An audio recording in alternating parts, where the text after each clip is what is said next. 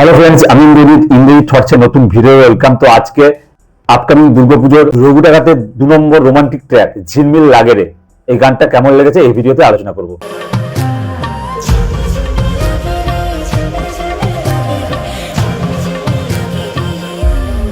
তো ইতিমধ্যে pre teaser, teaser এবং রঘুটাঘাতের প্রথম গান জয়কালী ইতিমধ্যে হিট। তো 2 নম্বর রোমান্টিক ট্র্যাক আজকে এসছে কয়েক ঘন্টা আগে। তো গানটা আমার কেমন লেগেছে? অসাধারণ লেগেছে। ভিজুয়ালি দিক থেকে যদি বলি, গানটা অসাধারণ লেগেছে। মানে এরকম খরচা করে এত বছর পরে একটা গানের জন্য থাইল্যান্ডে গেছিল পুরো টিম, সত্যি এটা ভাবা যায় না। বাংলা ছবিতে কয়েক বছর মানে এরকম গান আমি দেখতে পাইনি। মানে আগে যখন দুর্গাপুজো আসতো, এসবিএফ এবং দেব সঙ্গে এরকম গ্যাঞ্জা স্কেলে কোনো গানের শ্যুট বা কোনো একটা মুভি এটা হতো, ঠিক আছে। দেবদা ছবি মানে পুজোতে আসবেই, ঠিক আছে, হয়েও আসছে। কিন্তু এরকম ভাবে গান এত বছর পরে সেই নস্টালজিক ভাইবসটা ফিরে পাচ্ছি। তো এবার যদি বলি পারফরমেন্সের কথা, যে দেবদা এবং ইদিকাকে এই গানে কেমন লাগছে? অসাধারণ লেগেছে।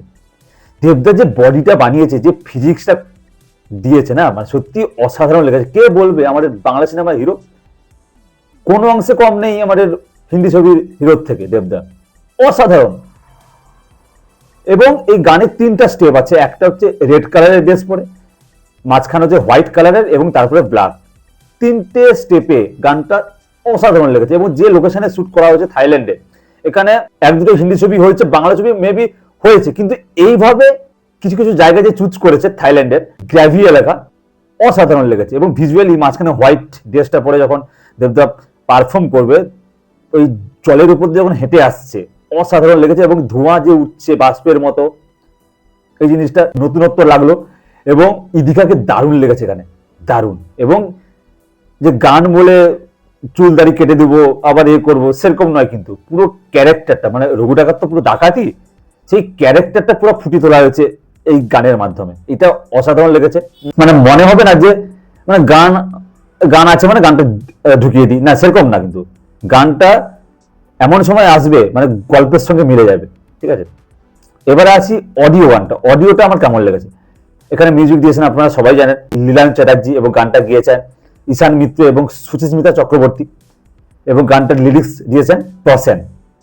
এবারে যদি অডিও কথা বলি, অডিওটা সেই অর্থে আমার মোটামুটি লেগেছে। আগে দেবদা যেসব গানগুলো এসছে, তো রিসেন্টলি আপনারা জানেনই মুক্তি পেয়েছিল খাদানের একটা গান ছিল কিশোরী, বা আগে এরকম এরকম ভাবে একটা শুট করা হয়েছিল মন আমার তোর কিনারে, বা দেবদের যেসব রোমান্টিক ট্র্যাকগুলো আসতো, সেই গানগুলোর থেকে এই গানটা কি বেটার লাগলো, না সমান লাগলো, না ভালো লাগলো না? আমার মোটামুটি লেগেছে।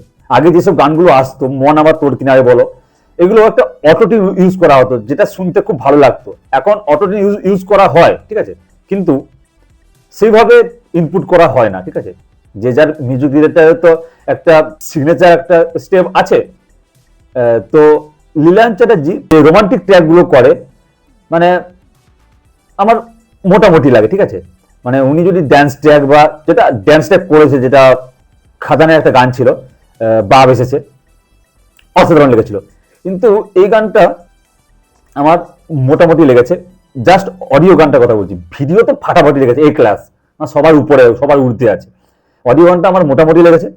আমি তো দেবদার ডাইহার্ট ফ্যান, ঠিক আছে, আমার যেটা ভালো লাগবে সেটা আমি বলবো, ঠিক আছে, এই ভিডিওতে। তো এতে অনেকে হয়তো খারাপ ভাবলে আমার কিছু করার নেই, বাট অডিও গানটা আমার মোটামুটি লেগেছে। অ্যান্ড দেখুন ভিডিওটা ইউটিউব চ্যানেলে অলরেডি এসে গেছে, এসবিএফ ইউটিউব চ্যানেলে এসে গেছে। তো আপনারা গানটা অবশ্যই দেখুন, ভালো লাগবে গানটা শুনতে।